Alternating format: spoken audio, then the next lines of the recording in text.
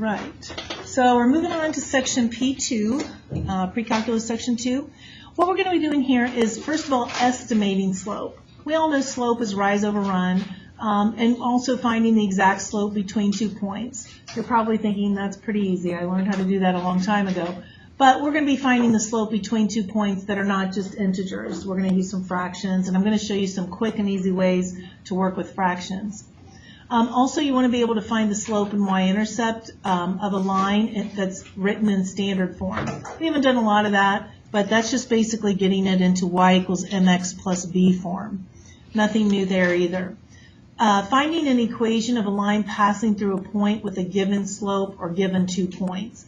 And again, this pre-calculus section is a lot of review, but basically finding the equation of a line, but it's not going to be just integers, it's going to be with fractions. So that's the new part of it. Okay, so first of all, we need to understand what slope is. Slope is simply going to be rise over run, like I said, but it can also be thought of as delta y over delta x. Anybody know what delta means? Change in. So it's the change in y over the change in x. You know, this is the formula that we all know and love. Y sub 2 minus y sub 1 over x sub 2 minus x sub 1. But this is the same thing as the change in the y's over the change in the x's. But we don't have to be given points to be able to find slope. If I have a problem like this and I'm asked to find the slope, I'm not going to actually compute it. I'm just going to count it. So like I can see that point there and I can see that point there. So I can just count it out. What's the rise? 1, 2, 3, 4. What's the run? 1, 2. So the change in my y's was 4. The change in my x's was 2. And so that slope is 2. And on these problems, I just want you to see a visual representation. A lot of times we think a slope of 2 really isn't that steep, but I guarantee you it would be pretty tough to walk up a ramp that had a slope of 2. Okay, so if you're ever in engineering and somebody says, well, why don't I make that slope 2? Not a good idea. That is not going to be an easy slope to go up with that kind of a slope. All right, this example, find the slope between these points. So like I said, we're working with some fractions, so we're just going to have, here's our first x, here's our first y, here's our second x, here's our second y. So to find the slope, it's going to be 2/5 minus 1/5 over negative 3/4 minus negative 1/4 would be a plus. On this kind of a problem, we want to do this in the easiest way we can. And for this problem, the easiest way would be to do 2/5 minus 1/5, that's 1/5. Negative 3/4 plus 1/4 is negative 2/4. Really what this problem is then is 1/5 divided by negative 1/2, because this is negative 1/2. If I have division, what do we have to do? Multiply by the reciprocal. So this is 1/5 times negative 2 over 1, and that's negative 2/5. So for that problem, it happened to be that the easiest way to do it was just by hand. I think we did that quicker than we could have even typed this into our calculator. Here's what I see happen when people do want to use their calculator on this. Here's how they type it in. 2/5 minus 1/5 divided by negative 3/4. Don't type this in because it's wrong. Here's how they type it in. Did you see what I did there? I just typed it in exactly as it looks. 2/5 minus 1/5 divided by negative 3/4 plus 1/4. That is not going to give us the correct answer. Okay? Here's the problem. Does anybody know what you have to use if you're going to do it that way? Parentheses, yeah. So if I wanted to edit this, I'd have to come in, I'd have to use parentheses around the top, so I'd have to insert a parenthesis there. Oh well, you get the idea. I'd have to insert those parentheses. If I erase something accidentally, I can get it back with second enter. Well, I'd have to go back to get that. So that's what we have to do, is make sure that we use parentheses around the top and parentheses around the bottom. But I'd like to show you yet another way to simplify if I have fractions. Come up here to the top and let me show you this. Let's say we have a tougher fraction, like 1/3 plus 1/4 over 2/5 minus 1/3. That would be very difficult to do the way that I did this one, because I don't have common denominators. Watch how quickly I can do this though by thinking about what the number is that 3, 4, and 5 can all be divided into. What would be the number that 3, 4, and 5 can all be divided into? 45? 4 wouldn't go into it. Close. All you have to do is multiply these numbers. 3 times 5 times 4, 60. So I'm going to multiply the top of this by 60 and the bottom of this by 60. What am I multiplying by if I multiply by 60 over 60? 1. I'm allowed to do that. Watch what I do now. Distribute. What's 1/3 of 60? 20. What's 1/4 of 60? On the bottom, 60 divided by 5 is 12, times 2 is 24. 1/3 of 60 is 20. So this answer is going to be 35 over 4. That's the answer to that. I do every problem that's a complex fraction that way because I can get the answer faster doing it that way than I even could of this one. Let me show you this one again by doing that method. What's the number that 5 and 4 can both be divided into? 20. So I'm going to multiply the top by 20 and the bottom by 20. I'm going to come over here. So 20 divided by 5 is 4, times 2 is 8, minus 20 divided by 5 is 4. On the bottom, 20 divided by 4 is 5, times -3, plus, and then 20 divided by 4 is 5.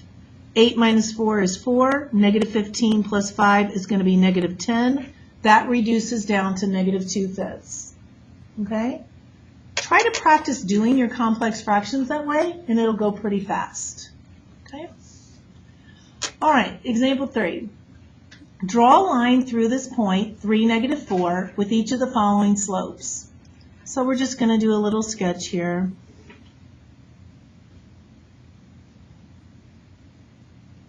Here's my point. I want to see what does the slope of -1/2 look like. Well, I'm just going to go down 1 over 2, or I could go up 1 and backwards 2.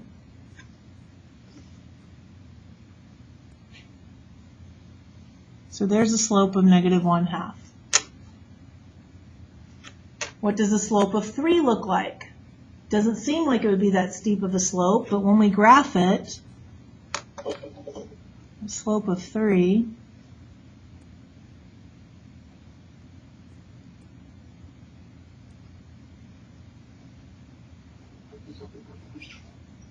the slope of 3 is actually a pretty steep slope there. Okay, what about a slope of 0? Does anybody know what a slope of 0 is like? It's a flat line, it's a horizontal line. So I want to go through my point of 3, -4 with a slope of 0. So there's a slope of 0. And then what about an undefined slope? What does that look like? That's a vertical line. If you have trouble remembering the differences there, I'll put in my vertical line.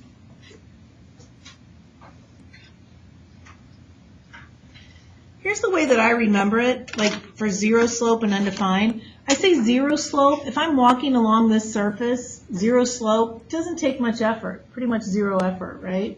So this is 0 slope. Whereas this, there's no way you're going to be able to do that, right? Walk along a vertical line, it's just impossible. So that's undefined, that's no slope, can't be done, all right? Whereas this is 0 slope. All right. Given the point -2, 4 with a slope of 2, find 3 additional points that the line passes through. How could I do that without even drawing a picture?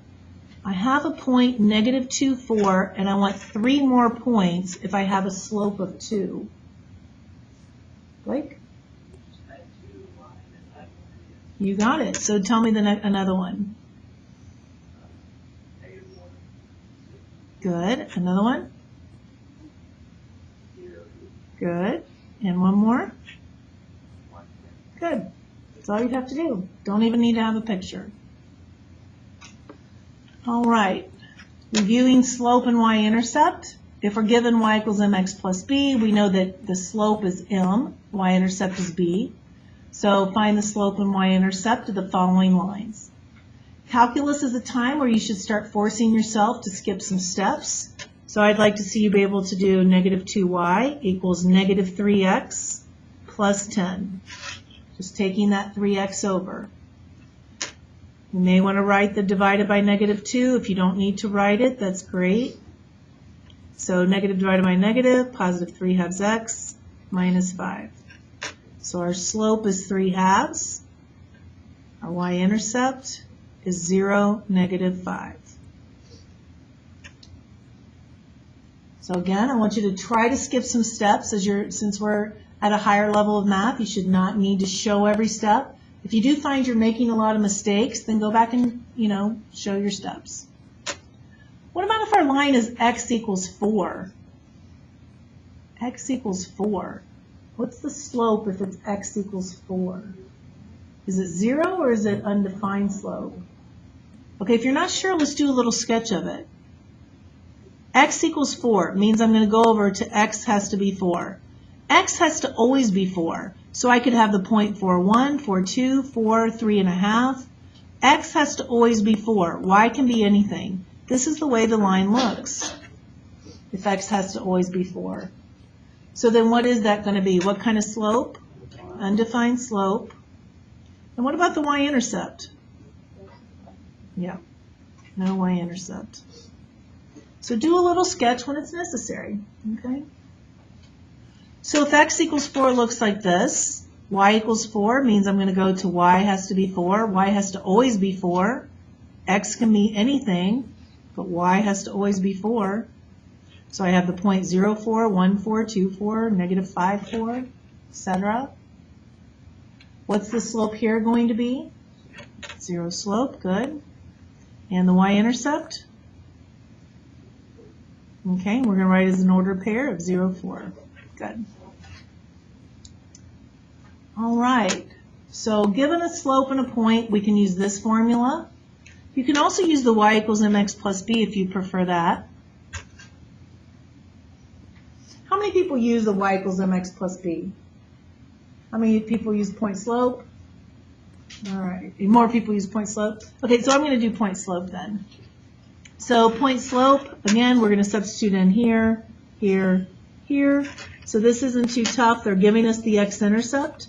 So it's going to be y minus 0 equals m times x plus 2. Let me show you how you can skip some steps here. Even if this had been a number besides 0, what I'd like to see you do is this, y equals negative 2/3 x.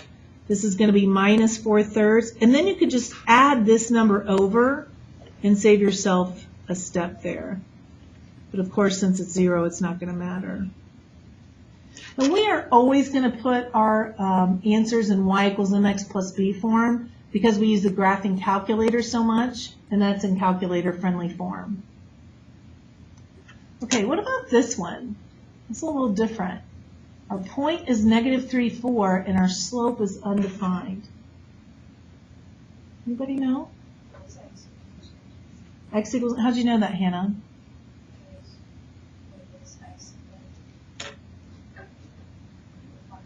Okay, so you're just kind of thinking of the picture, right? And if it's an undefined slope, you know it's just x equals something. Yep. I want to show you just real quick how you could really use point slope formula. People are like, how would you do it with that? Well, here's how I'd set it up. 1 over 0 is undefined.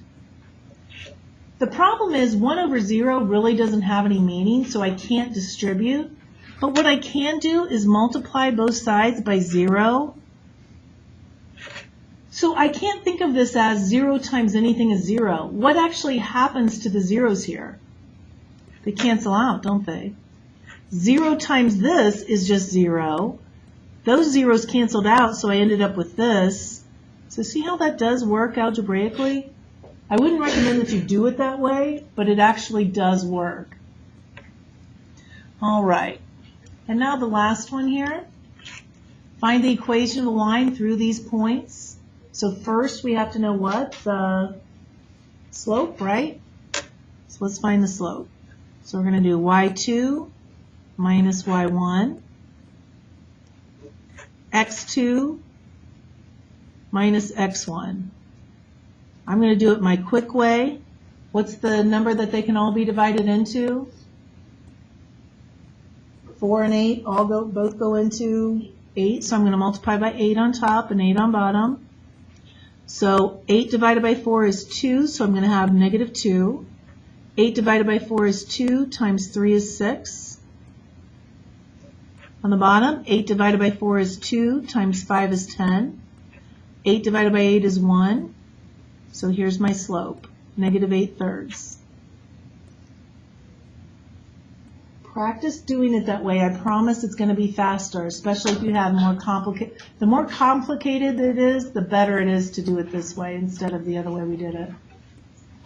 All right, so now we have to find the equation. So it's going to be y minus 3/4 equals m times x minus 7/8. Here's what I'm talking about, saving some time here. It's y equals negative 8/3 x plus 8/8 cancels, so I'm going to just be left with 7/3. And then I had this minus 3/4, so over here I'm just going to get plus 3/4. Okay, now this is something, I'm just going to grab my calculator. Use your best tool. For this, calculator is the best thing to use. 7/3 plus 3/4. And now I just go to my math, frac, because I want it in as a fraction. So my answer is going to be y equals negative 8/3 x plus 37/12. Okay? So the things we've talked about are review. It's just that we're using more complicated values than what we're used to using when we just had simple points instead of fractions. Okay, so your assignment's on your assignment sheet. It's up here. Section P2, page 16. Does that say 1 through 21 or 11? That is 11 through, or maybe it's 1. Let me look at the assignment sheet. Unfortunately, it is a 1.